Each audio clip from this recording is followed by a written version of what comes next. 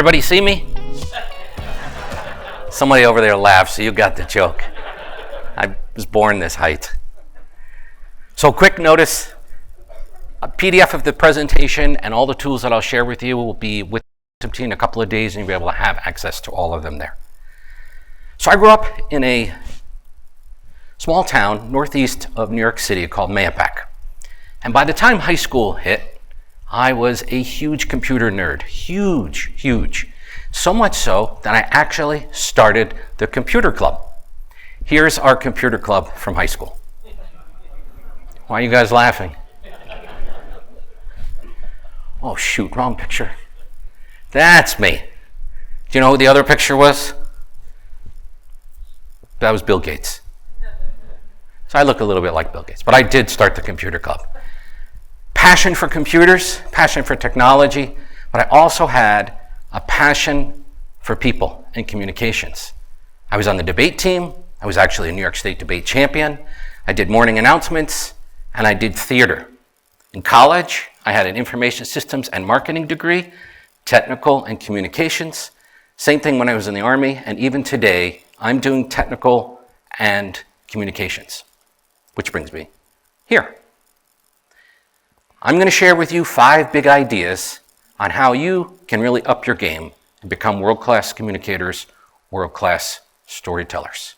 Because like you, I've had a very similar journey of lots of technology, right? Operations, manufacturing, but if you lump it together and you call it technical skills, right? Those are the skills you have in your brain. Those are the things that you do every day.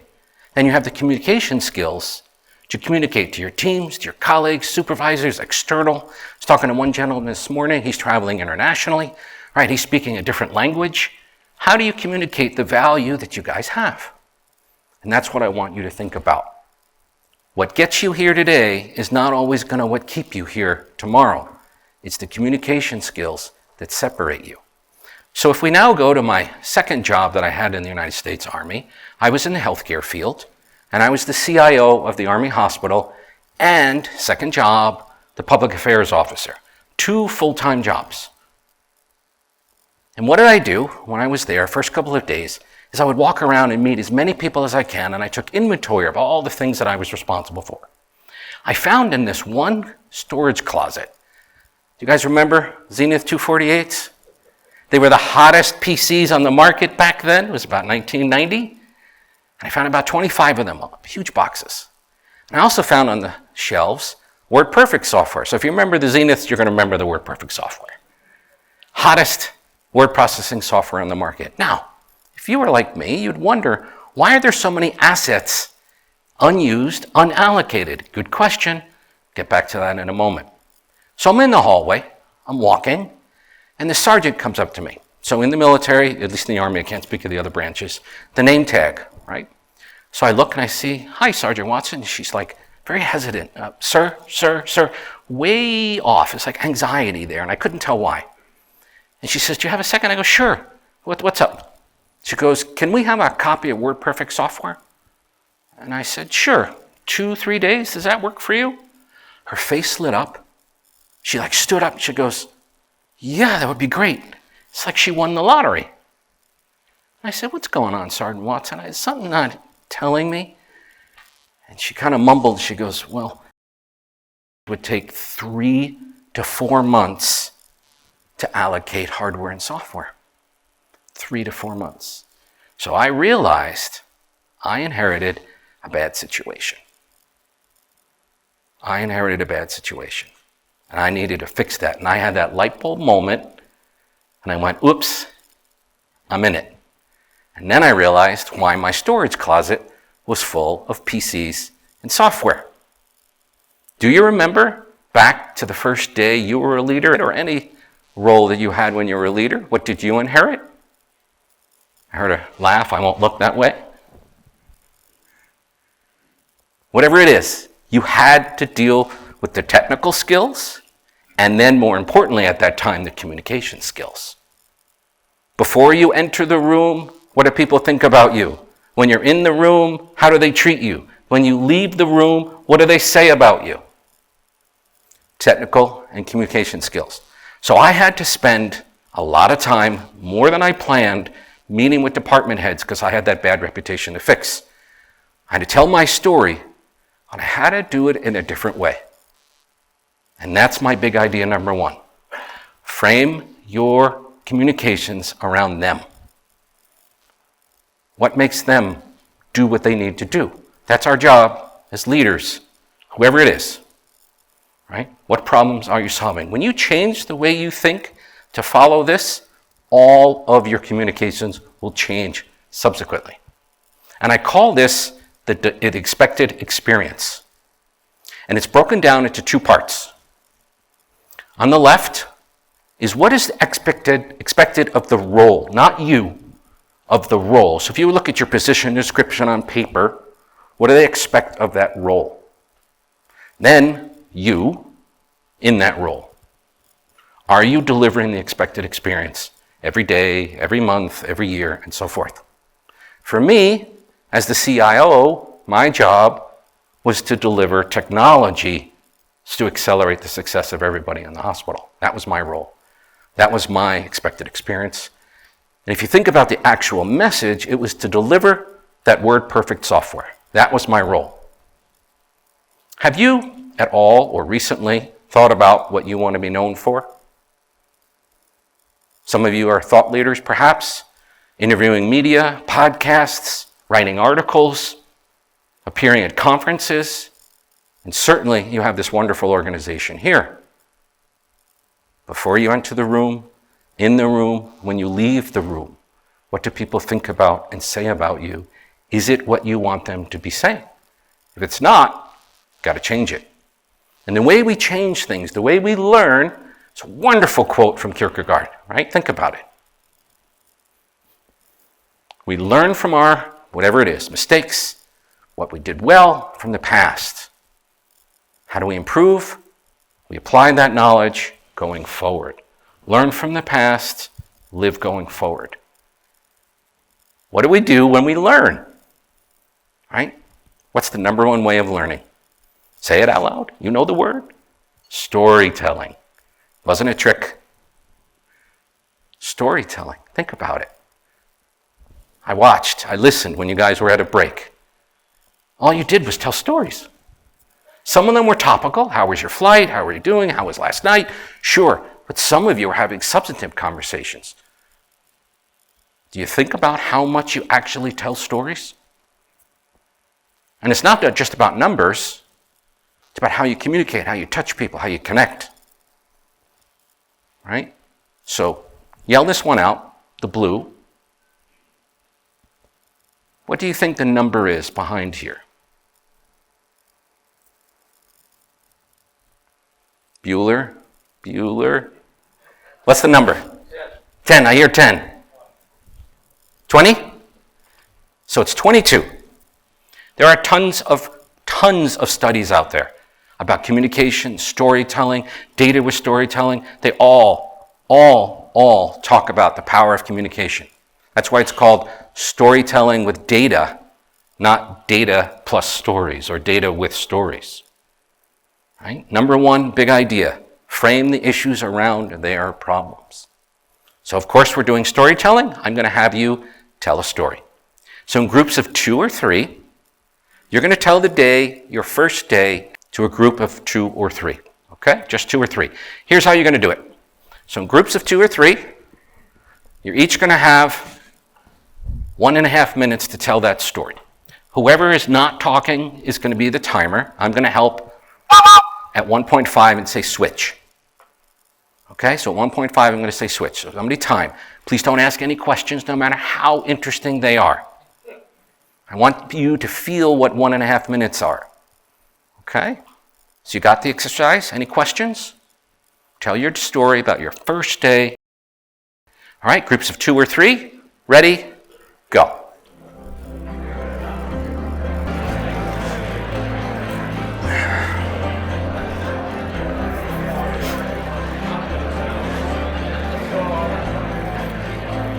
Did you look around? Did you see the people smiling, learning something new about your colleagues? Right? Storytelling's awesome when you're able to connect and engage with people And in business, people don't use it enough because they think it's something you do at a barbecue at a party. You don't realize it. You do story. And if I were to shadow you, the amount of stories that you tell that you don't realize would be amazing. Amazing. So quick 5 questions. You don't have to raise your hands. Did you wonder what story to share? Most people, when they say to me, I don't know what to start, that's usually number 1. The second one is, I wasn't sure where to begin. Common questions, good questions. Number 3, smooth. Start, middle, end. Did you feel like it was smooth, or you're kind of mentally stuttering, where do I go next? Did you end with a clear message? This is what's missing from nearly every single business story that's ever told. What do you do with that information? A barbecue story is a nice story. Doesn't have a message. It can. In business, if you're sharing a story, it's about something that you'll either learn yourself or you want your teams to learn. So it's either directive or receptive. Directive meaning, I want you to do something, and I'll share with you how to do that. Or, and I learned from this, then you could do perhaps something that's directive. And then here's the last question. Did you feel in your heart that your story really resonated, that it was screamed, tell me more? Right? These are things that I want you to think about when you think about how to change how you tell stories and how you communicate. Remember, frame everything around the problems. And the way that you frame it is what I call your better tomorrow message. As communicators, as storytellers, it's your job to make their lives, whoever they are, a little bit, maybe incremental, medium, or strategically better, whatever it is. People follow you for a reason, they stick with you for a reason. 10 words or less. Most mainstream magazines write headlines around 5.5 words, right? So it's about 10 words or less. And it's paired with this little sister or little brother, the call to action. This is what makes stories awesome, world class, is having a better tomorrow message, which is the feeling in your heart. Think of advertisements. They get you at the heart so that you pay the wallet, which means you're making a decision with the brain. The better tomorrow message and the call to action can indeed be the same, and I would actually encourage most people to make them the same. They should start with a verb and have that emotional quality to them. Here's some examples. Now you'll notice on the bottom right it says Better Communications Resource Guide. One of the resources that I'm handing, and I showed you in the beginning, it's about 200 pages of articles, tip guides, how-tos, worksheets, all there for you. There's a very meaty article that I wrote on the Better Tomorrow message. It has lots more examples, and it deconstructs how to do them. And I'll share with you a little bit more about them. So here's just some examples. I'm going to put it into practice. One of my favorite videos, Jeff Hoffman. I've done some training around the world. Jeff was also a co-trainer. I didn't actually train with him, but I got to meet him. And I learned about his story, and I looked him up, and I found this wonderful story on TEDx. And I want you to listen while you listen to his story. Listen for his Better Tomorrow message and his call to action. He's very specific and very deliberate about how he delivers them. And this is a personal story, right? Perfect for the workplace, and that's who he's talking to, is workplace professionals. So you can watch the whole thing. I have the link for it in the PDF. What's Jeff's message? At the basic level, what's Jeff's message? Sorry? Yes, that's one. See, it's a cliche. You're getting more creative. What's the cliche that we've heard 1 trillion times? Think outside the box. That's what he's talking about. If I came up here and I was your boss, I was Michael, and I said, okay, everybody, think outside the box. You're going to go, yes, sir, and you're going to walk out the door and you're going to forget what he said. Sorry. Because it's not unique, it's not memorable. But if he says, think like a 5-year-old, bring back childlike wonder, right? Now you've got a frame of mind that has an emotional quality and a call to action. Now you're going to change how you think and act, behave. If you were asked me, I would tell Jeff, that's the speaker, make it think like a 5-year-old. It's better, it's more powerful, and it covers both, whereas bring back childlike wonder is close, but it's, to me, subordinate to think like a 5-year-old. I think that's more powerful. Okay. Now, I have a framework for you. This is in PowerPoint. Each of the fields you can type into. Okay. Made it pretty straightforward. I know you're not going to remember everything. I'm not going to go into depth on everything. So there's a legend for every tool that I share with you. You can see it here, and that's in the PowerPoint. In the PowerPoint that I'm sharing with you, it has 3 examples with 3 links for video.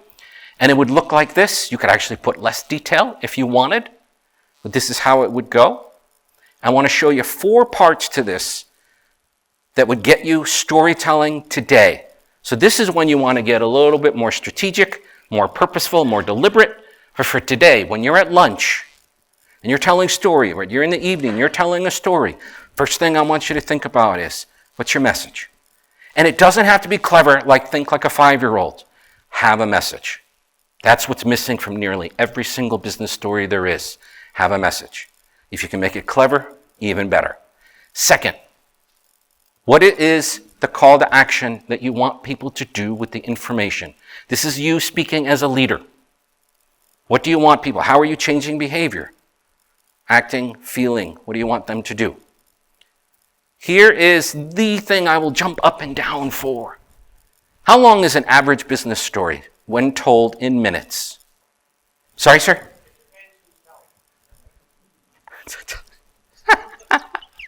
Are you the short, medium, or long teller? Sorry? So how long would your time be if you were to describe yourself as a short storyteller? 4 to 5 minutes, okay? Someone else? 2 minutes. Who said 2? Okay, 2. Mike, thank you.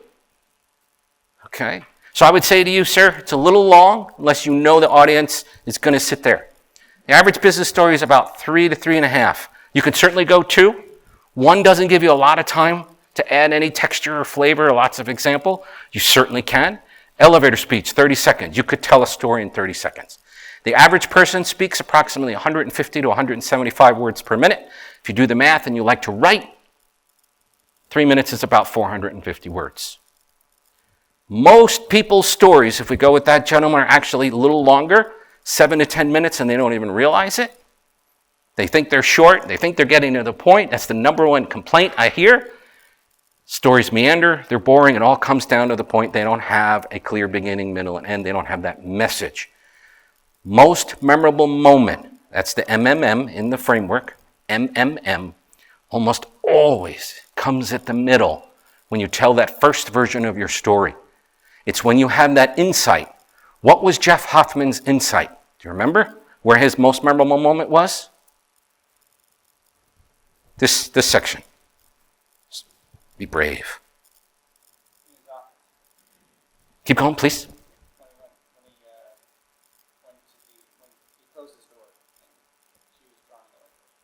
A little earlier than that. Remember she said she was looking all around?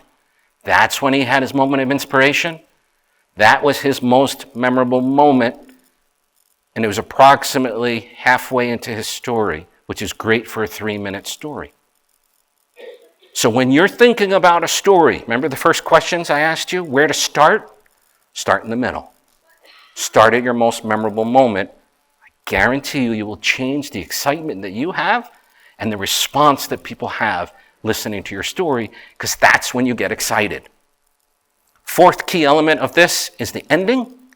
This is how you wrap it up. You save the call to action to the end. If it's your Better Tomorrow message, if you remember that's orange, put that in the end as well. But the Better Tomorrow message could go in the beginning if you want. Like I teach in the University of Maryland. I teach business storytelling, communications, and their final is a 5-minute TED Talk. So I teach in part-time just this semester. So I taught yesterday, flying home tonight, class tomorrow. We're starting on the TED Talks next week. That's what I tell them. Start in the middle. That's how you change how you're effective. All right? Big idea number 2. Use visuals. Here's just a few. There's 6 different buckets that I created that I thought could be appropriate for the various organizations here. Again, this is all in your PowerPoint, in your PDF that you'll have. This one is more appropriate or specific to you, especially those that you want to be more thought leaders and certainly the leaders. Right? When you do have your all hands, What stories are you telling? How are you inspiring people to get to world class? Right? There's your Better Tomorrow message. Becoming a world-class storyteller. 5, 8, 1.4, 27%. Can anybody tell me what those have in common? Nothing, I just made them up. Ask me to repeat them, not going to happen. I'm making fun of numbers because numbers themselves don't talk. They have zero voice. You have to bring numbers to life if you choose to use numbers, if that's what you're doing.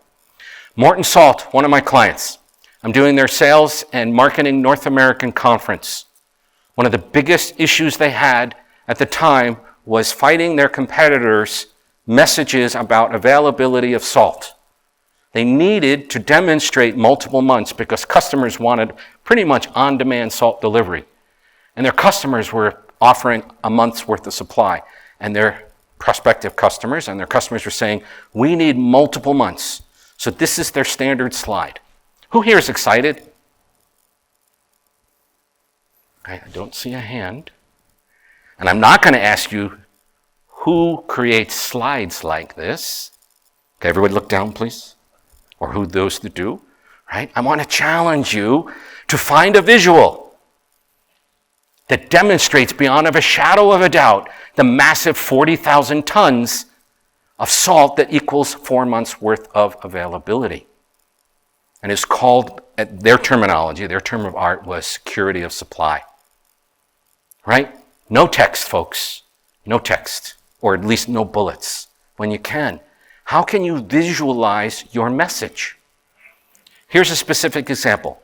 So I did some public speaking and coaching and storytelling coaching for some of your leaders back earlier in the year, and then I was able to meet Mike, and then Mike has engaged me for doing some webinars for the team.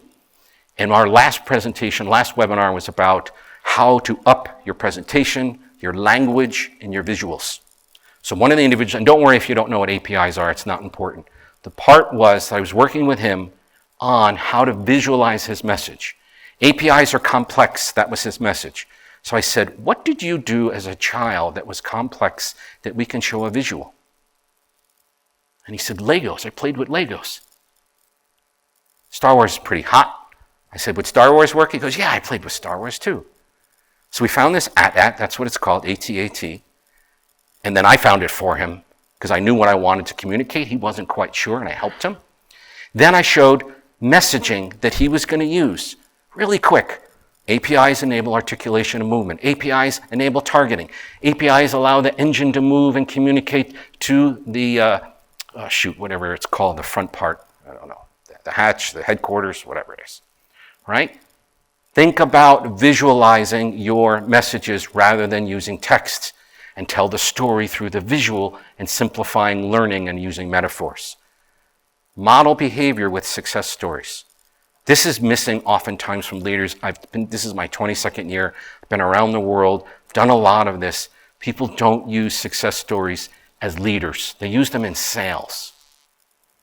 I'm doing presentations for the Department of Transportation, both the federal and the state. I was able to interview the Secretary of Transportation for the state of Delaware. She was very excited, and my charge was to help them with their story of innovation throughout the country. She's telling me about Mr. Mumley. This is a picture that the Secretary of Transportation sent me. This is Mr. Mumley, a real picture. Before she showed up, he was very frustrated for 2 years. No one would listen to him. During winter storms, right, you're not going to get those here in Florida, but when you do get a winter storm, right, those of you in Chicago, you have those large plows, and you can't see to the right and back because of the massive amount of snow and dirt and whatever else is kicking up. He was so frustrated. So you know what he did? He soldered on a simple rear view mirror. Solved his problem. What did it cost? $100 for the mirror? An hour of his time? They implemented this throughout the entire fleet of Delaware. So what did I do when I was there? I heard his story. Better tomorrow message. What's the learning that I wanted them to share? What was the call to action? I told the Department of Transportation folks, find the Mr. Mumleys. You all have Mr. Mumleys, people with ideas who want to make your department, your organization better, right? You could be the Mr. Mumley as well. Substitute the name. Find the blanks, but make it a real story, right? Let's imagine Matt, who I met a while ago, right, in Kansas City when I was doing a program. And let's imagine he's this amazing innovator. You are this amazing innovator, right? And you make the story about him and you say, find the Matts. Now Matt represents everything about it. So you've personified the problem, right? Big idea number one, solve their challenges, speak to them. So Matt is the face of the problem because he's the innovator. And you want to make sure that you're simple. Those of you that know Mike, he always likes to say, pass the grandpa test. I've been saying, pass the grandma test. Whatever it is, pass the grandparent test. Grandma doesn't know what APIs are.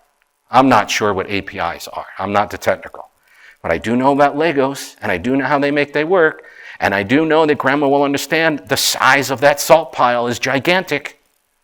So how can you simplify your materials? T-Mobile is one of my clients. This is Jason's word for word. This is not him, but I asked him if I could use this, and he said yes. Right? Are you the person that's filling your slides with text? I'm going to challenge you to think about visualizing, telling stories, connecting to the heart, then the brain. I've got a surprise for you. I am guaranteed, pretty guaranteed, no one has seen this video. This is from the archive that I work with the training department, Nick, and he helped me find this video. This is Bud. He's one of your engineers. He's retired now. And he had developed this idea, and he wanted to put it into the product portfolio here. I want to show you how well he communicates super complex into easy to understand. Maybe now you know why I did making it the portfolio mix, huh? Pretty much every word on here is made up, but it's a great example. He delivers it awesome. My point to you is, please do use jargon, but minimize it, right? Think about, do you really need to use it? Here's a real story. The U.S. Department of Agriculture is one of my newer clients, and I've been working with them for several months, and what I've come to realize more and more is that they're using data first, and they're not visualizing, and they're super complex. That's one of the biggest complaints they're getting. So I created this example to get them to change their mindset. I want you to do the same thing. You don't need to be nutritionists or work for the U.S. This is exactly what most people do that are in technical roles. So you have milk, and they want to talk about milk production and milk alternatives, right? So what do? You plop in the data into Excel. The colors are whacked, right? What are you looking at, right? Who here, don't raise your hand, but mentally raise your hand and says, as you can see.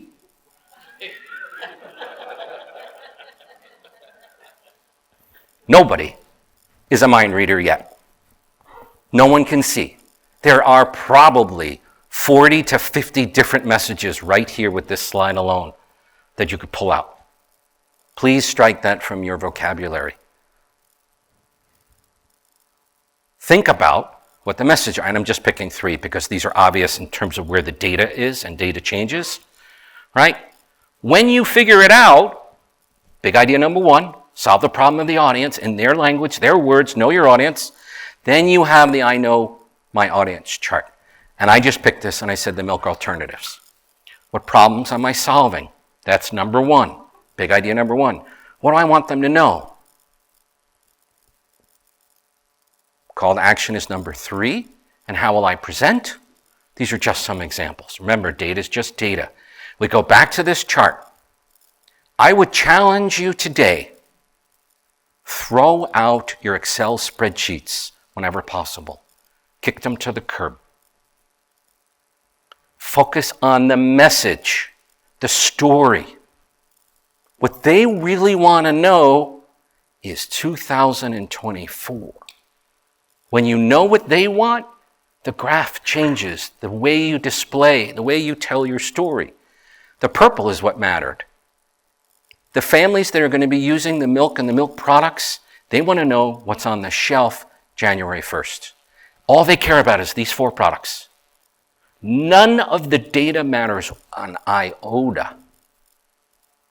None.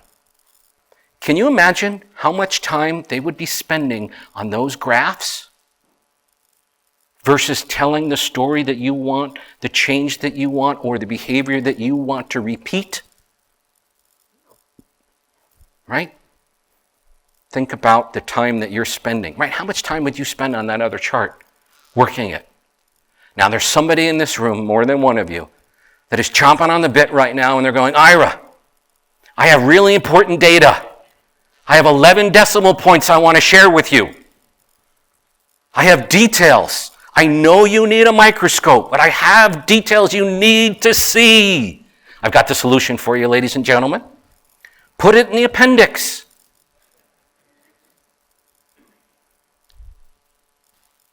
Here's my challenge to you. Don't include the data. See what happens. See what happens. Do they call you and say, Ira, I need that data to help me make that decision? If they do, happy to send it to you. Send it right then. When you're speaking, especially when you're trying to convince people, influence, persuade, and inspire change and model those behaviors, the data really is irrelevant. Sure, throw in a couple of killer statistics that really matter, that demonstrate your idea, but the rest of it, put it in the appendix. This chart actually had you don't have it, it's not relevant, but it had billions of dollars with decimal points. And if you really need the data, reduce it to its absolute bare minimum. Billions, millions, right? Just simplify it. Super simplify. It's your job. Your job is to train people, to teach them how to communicate and to learn from you. If you make it confusing, you make it hard to read, right? You're looking all around that slide. What's your message that you're pulling out of it? Is the Better Tomorrow message clear? And what brings it all together, I think, is the most ubiquitous tool that you have. I can jump up and down and tell you, don't use email, make phone calls, meet with people in person. It's not going to happen. Email is here to stay, at least in my lifetime. So how do we make email more effective as a communicator so that you can spend more time telling your story? Keep it to 100 words or less. If you need to send a really complicated strategic email, I've got the framework for you. Again, it's in PowerPoint. You type right into it, and it has a legend for you. You have those tools. They will be shared with the team. You'll have it. I want to impart to you the simplistic version of making your messaging better. This goes for storytelling. This goes for presentations, public speaking, meeting in the hallway, right? What happens when you meet with Michael at the coffee or wherever he might be and he goes to you, hey, what's going on? What do most people say? Oh, nothing much. That's a golden opportunity to sell him on something or tell him how awesome your team is. Or maybe there's a challenge you need his advice on. People squander it and go, oh, it rained last night. No biggie. How's your day? How's your wife? Right? How many touch points do you have with your bosses? Not a lot. And correspondingly, how many touch points do your teams have with you? How many touch points do you have with colleagues? Keep it simple. So my suggestions to you are the subject, the text, the call to action. Focus on that. Killer, Better Tomorrow message, or at least something's interesting more than milk alternatives. Exciting news. 4 variants coming January for milk products. I'm going to read that. Whatever it is. The bogies are lighter. They're stronger. They fly. Whatever it might be. I'm going to read that, right? You'll read that if I say bogies are now flying, right? You'll read that. The email text, 100 words or less. Anything else goes in the appendix. For an email, that's below the subject line. And then what's the call to action? Here's some suggestions for you. Feel free to add your own, but tell people what you want them to do with the information. Is it just an FYI? Do they really need to read it? And if you want an action, tell them what you want from it. I need advice. I need you to make a decision, whatever it might be. So what I want you to think about now And if you have it on your phone, I want to give you a minute. Pull up what I call that 1,000-word email. Pull it up on your phone. I want to challenge you. You know you wrote it. And I want you to think about what's the better tomorrow message. What's the call to action you want your team or the boss to have? Imagine you're sending that to Michael or Steve. How much time do they have? They're going to be on their phone. They're walking, they're looking. How many emails do you think those gentlemen get every day? How many emails do you get every day? What story are you communicating, right? Are you delivering that expected experience? So pull that email up. Let me give you a minute and look at it. Look for your better tomorrow message. Look for that call to action. What's that chunk of 50 to 100 words that you know absolutely will go in that email, and the rest will go in the appendix below the subject line? Give you a minute.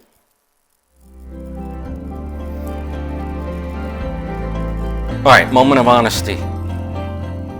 Who thought that was really annoying, painful?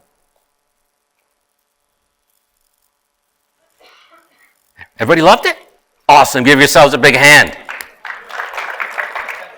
I appreciate the golf laughter, but seriously, if you're feeling that it's painful, how about your audience that has to look through it and figure out what the message is? What do they need to do with it? Did you really answer the question or the issue that was being addressed? In 100 words, guaranteed, you will know whether or not that person has hit the mark you need to follow up. All right? I want you to have more time telling your story, communicating the value that you want to have to become world-class storytellers, world-class communicators. So here are my big 5 ideas for you. Number 1 being the most important, that's why I have it on the bottom, that's the foundation. Frame everything around the problems I'm solving for them. Think about them. What do they need to know, not what you need to know, or what you want to communicate. Right? Think back to the milk products. No one cared about anything historical. All they cared about was January 1st. So what do your teams, or whoever your initiatives that you're working on need to care about? Favorite quote in the whole world. People will never forget how you make them feel. For me, I was delivering the WordPerfect software.